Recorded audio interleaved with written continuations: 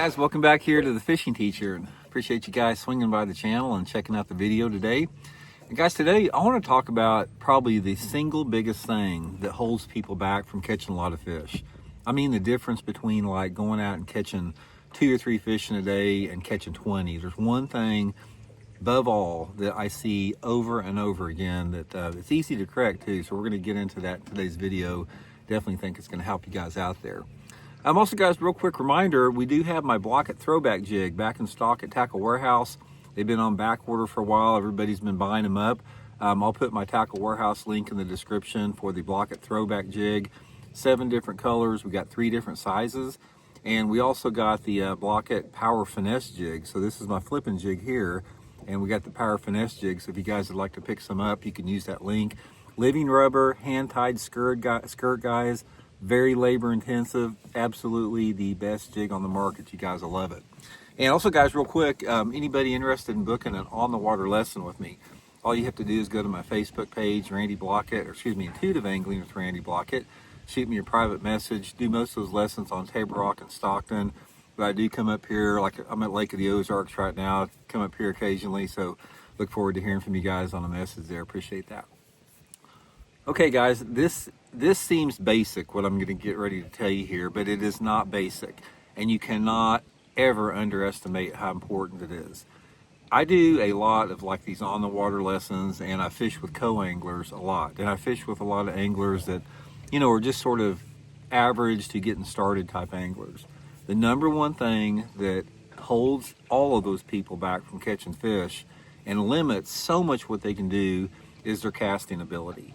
Now, this is not as simple to say, okay, Randy, that's obvious. You got to be able to cast good, and it's no big deal. I'll just practice casting more. It's far deeper than that. There's a lot more layers to it. One of the things about casting is that you have got to be able to do a lot of different casts. It's not just casting your lure where you want to. Based upon the lure category that you're using and the water clarity, time of year, all the different factors involved, there's literally about a dozen different type of casts that you need to master with both bait caster and spinning rods. Now, obviously, one of the biggest one that I see is oops, sorry guys, the dang wind blew the camera over there. Wind's been blowing like a mother down here for all week. But the biggest one, guys, by far is the pitching and flipping. Pitching and flipping, it's used for more than just the strict pitching and flipping technique, because everybody knows that, you know, pitching and flipping jigs and creature baits is a good way to catch them. But you can also flip and pitch crankbaits and chatterbaits. Sorry about that, guys. I'm gonna have to hold the camera. I had it on the tripod there. That wind has been blowing like a mother down here for the last 2 weeks, like 20 miles an hour every day. Okay, so what I was getting ready to say there is you can flip and pitch a ton of different baits. Say, for example, if you're fishing a boat dog, you can, and you know, you've got a crankbait, you got a chatterbait, you got a topwater, you got a spinnerbait, all this swim bait.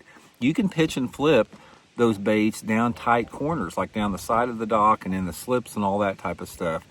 And the thing about that, and the problem that I see a lot of anglers have, is I will tell them, I'll say, okay, you need to put your bait right there. I mean, you got to put it that far away from there, not that far, but if you don't put it exactly where you need to put it there, you're not going to get a bite. So you have got to really spend a lot of time mastering the art of pitching and flipping. You got to practice it. And it's a little bit different all the time, because based upon the type of lure that you're using and the weight, everything feels different.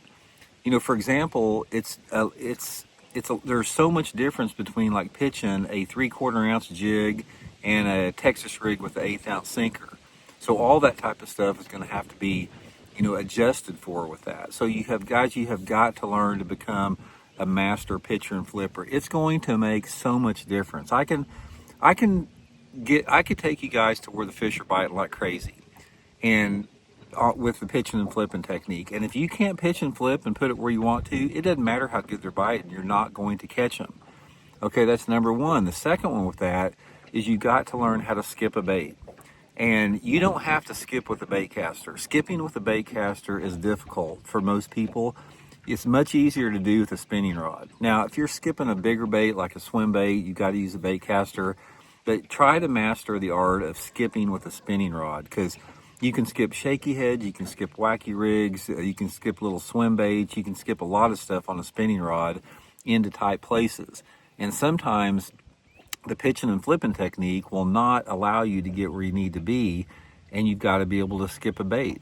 I'll give you a prime example here. I've been doing a bunch of on the water lessons the last couple weeks, and a lot of the fish that I've been fishing around the lakes I've been on, they're behind the boat docks, you know, like over the cables, underneath the walkways, and there's a lot of fish there.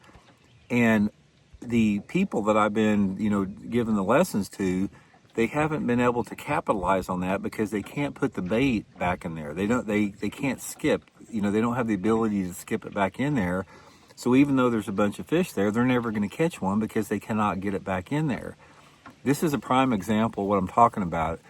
Let's just say last week, you know, when I was skipping those docks and everything with wacky rig and shaky head, I could take somebody out there and I could spend a day with them, and I could get them to become just an excellent caster after 5 or 6 hours, constant practicing.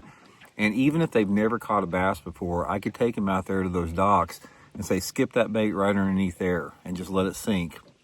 They're going to catch a bunch of fish. But then I could take somebody out there that has been bass fishing for 40 years and they know everything about bass fishing. And if they can't cast, I'll tell them to put that bait right back in there, and they can't get it in there, and they're never going to catch one. So you cannot underestimate the importance of casting. And then you've got your other type of casts, like your underhand cast, your sidearm cast, your backhand cast, your overhand cast. Based upon the type of lure that you're using, all of those casts come into play.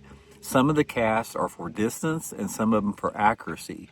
Your pitching and flipping and your little roll casts and underhand casts are for accuracy, but those sidearm casts and the overhand casts a lot of times are for maximum distance.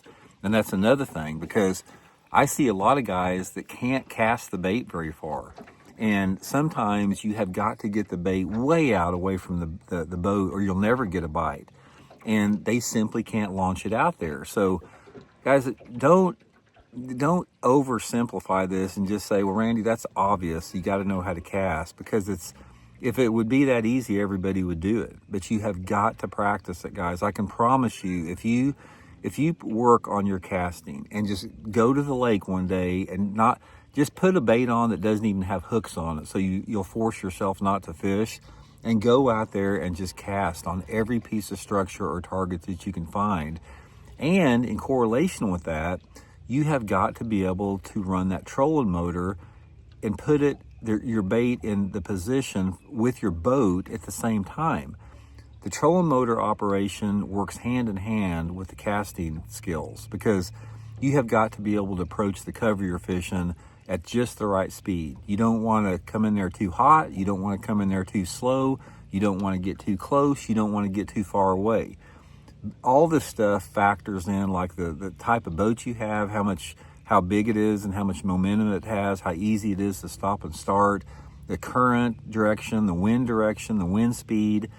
All of the stuff works together into an art form of manipulating the boat with the trolling motor operation, making your casts, and then you haven't even got into the manipulation of the lure, which is another topic. But main thing, guys, that's the number one thing I see. I see so many people that struggle at bass fishing simply because they can't put the bait where they want to. So practice that. It's free, it's easy, it's something that you can master on your own.